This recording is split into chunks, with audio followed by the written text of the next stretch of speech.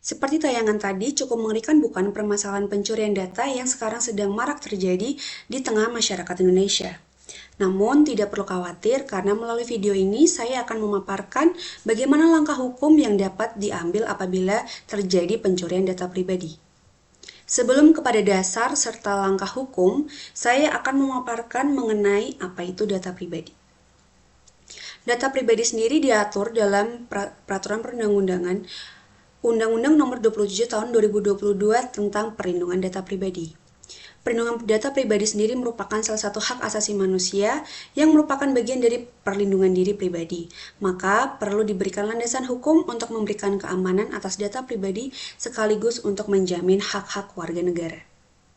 Menurut Undang-Undang Nomor 27 Tahun 2022 tentang Perlindungan Data Pribadi, data pribadi sendiri merupakan setiap data tentang kehidupan seseorang, baik yang teridentifikasi dan atau dapat diidentifikasi secara tersendiri atau dikombinasi dengan informasi lainnya, baik secara langsung maupun tidak langsung melalui sistem elektronik dan atau non-elektronik.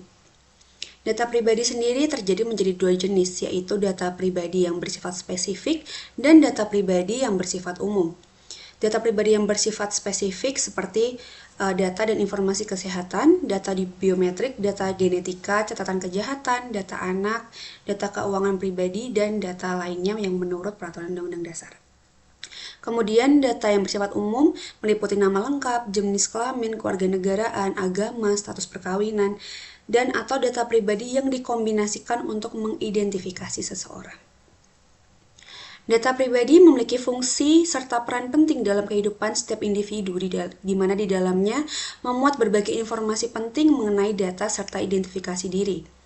Penyalahgunaan data pribadi tentu akan sangat merugikan, khususnya bagi si pemilik data pribadi maupun warga masyarakat. Maka dari itu diperlukan adanya upaya perlindungan data pribadi. Dalam melakukan pencurian data pribadi, pelaku dapat melakukan beberapa modus untuk mengelabui korbannya. Modus pencurian data tersebut dapat berupa yang pertama ialah social engineering. Modus pertama ini merupakan manipulasi psikologis dari sasaran pencurian data, sehingga sasaran dapat menguak suatu informasi rahasia. Biasanya dilakukan melalui sambungan telepon atau internet, di mana modus tersebut berupaya mendapatkan data korban dengan mengaku sebagai pihak dari suatu layanan atau bisnis tertentu. Ketika target sudah percaya, maka data pribadi akan diminta secara langsung. Dan kemudian saat data sudah diperoleh, kemudian maka tujuan dari si pelaku sudah tercapai dan akan terjadi kerugian kepada korban. Kemudian yang kedua adalah modus penggunaan malware. Malware atau malicious software merupakan program yang dengan sengaja dirancang untuk melakukan perusakan di sistem komputer atau sistem pengelolaan data tertentu. Salah satu jenis malware yang awam digunakan adalah spyware, yang dapat mengumpulkan data dari perangkat yang sudah disusupi kepada pihak lain tanpa persetujuan. Kemudian yang ketiga ialah modus pinjaman online, di mana pelaku akan menawarkan pinjaman online secara mudah dan cepat dan dalam jumlah yang besar. Korban hanya perlu mengunggah foto bersama KTP yang dimilikinya sebagai syarat. Namun jelas pinjaman ini memiliki bunga yang sangat tinggi dan justru akan menjadi hal yang merugikan bagi korban. Identitas yang sudah dimiliki oleh pelaku kemudian dimanfaatkan guna melakukan intimidasi, pengancaman, dan penyalahgunaan lainnya yang dapat merugikan korban. Kemudian untuk mencegah adanya pencurian data, maka kita dapat melakukan beberapa upaya untuk mencegah pencurian data. Salah satunya yang pertama ialah mengamankan kata sandi serta informasi akun. Dengan menggunakan kata sandi yang kuat dan juga sulit ditebak. Gunakan kombinasi huruf besar dan kecil, angka, serta simbol khusus dalam pembuatan kata sandi. Hindari menggunakan data pribadi seperti tanggal lahir, nama hewan kesayangan. Selain itu, jangan pernah menggunakan satu kata sandi untuk semua akun. Kemudian yang kedua, menghindari berbagi informasi pribadi secara sembarangan. Hindari berbagi informasi pribadi secara sembarangan melalui media sosial ataupun pesan elektronik. Kemudian menggunakan layanan keamanan dan perlindungan data. Nah, layanan dan keamanan perlindungan data ini dapat berupa aplikasi yang sudah banyak tersedia di berbagai platform. Dengan adanya upaya perlindungan akan data pribadi, diharapkan akan mencegah adanya pencurian data pribadi. Namun, apabila pencurian data pribadi sudah terjadi, maka korban dapat mengambil langkah hukum. Langkah hukum yang dapat ditempuh korban pencurian pribadi ialah yang pertama melalui jalur pidana. Korban dapat melaporkan pelaku kepada pihak kepolisian, di mana menurut pasal 12 ayat 1 Undang-Undang Perlindungan Data Pribadi atau yang bisa disebut sebagai UU PDP, subjek data pribadi berhak untuk menggugat dan menerima ganti rugi atas pelanggaran pemrosesan data pribadi tentang dirinya sesuai ketentuan perundang-undangan. Kemudian berdasarkan Undang-Undang PDP, sanksi pidana atas pencurian data pribadi dibagi menjadi beberapa berikut.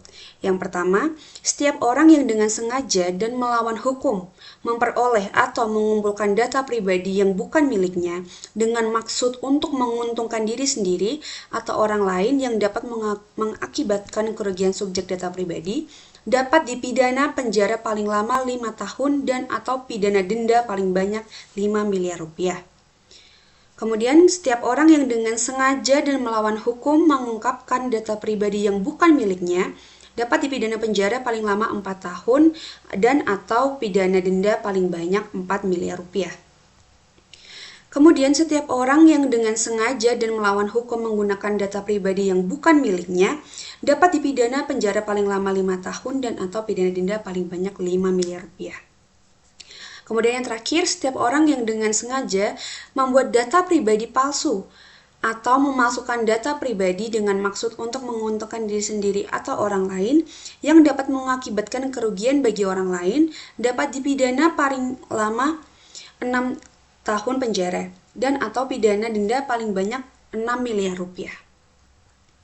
Selain dijatuhi pidana, pelaku juga bisa dapat dijatuhi pidana tambahan berupa perampasan keuntungan dan atau harta kekayaan yang diperoleh atau hasil dari tindak pidana dan pembayaran ganti kerugian. Sedangkan jika pencurian data pribadi dilakukan oleh korporasi, maka pidana dalam pasal 67 UU PDP dapat dijatuhkan kepada pengurus, pemegang kendali, pemberi perintah, pemilik manfaat dan atau korporasi. Pidana denda yang dijatuhkan kepada korporasi paling banyak 10 kali dari maksimal pidana denda yang diancamkan. Selain itu, korporasi bisa dijatuhi pidana tambahan berupa perampasan keuntungan dan atau hak harta kekayaan yang diperoleh dari hasil tindak pidana, pembekuan seluruh atau sebagian usaha korporasi, kemudian pelarangan permanen melakukan perbuatan tertentu, penutupan seluruh dan atau sebagian tempat usaha atau kegiatan korporasi. Kemudian melaksanakan kewajiban yang telah dilalaikan, pembayaran ganti kerugian, pencabutan izin dan atau pembubaran korporasi. Dalam pasal 64 ayat 2 UU PDP menyebutkan hukum acara yang berlaku dalam proses peradilan perlindungan data pribadi dilaksanakan berdasarkan hukum acara yang berlaku sesuai ketentuan peraturan perundang-undangan. Serta apabila diperlukan untuk melindungi data pribadi, proses persidangan dapat dilakukan secara tertutup.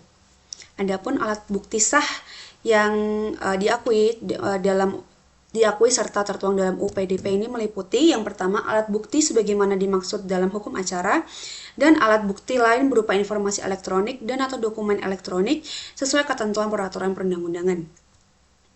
Dalam upaya hukum yang ditempuh, baik pidana maupun mungkin nanti perdata, korban dapat menunjuk kuasa hukum untuk mendampingi proses persidangan.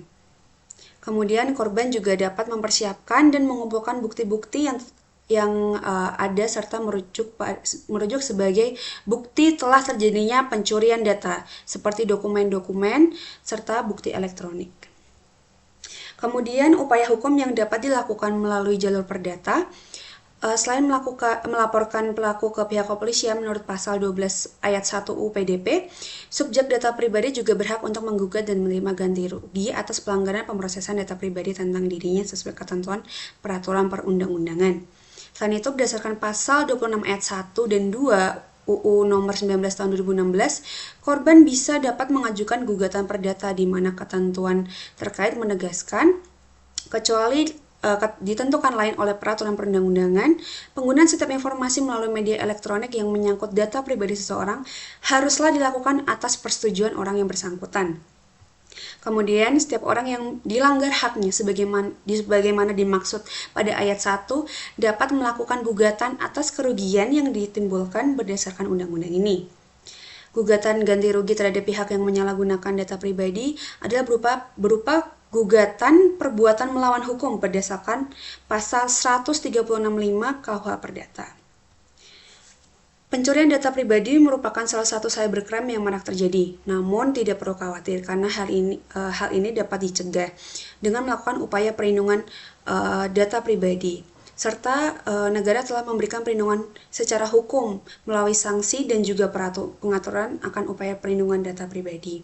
Apabila terjadi pencurian data pribadi, maka dapat melakukan berbagai langkah dan upaya hukum, baik bisa melalui langkah hukum pidana maupun upaya hukum dilakukan secara perdata. Baik, sekian dari saya. Semoga video ini dapat bermanfaat. Terima kasih.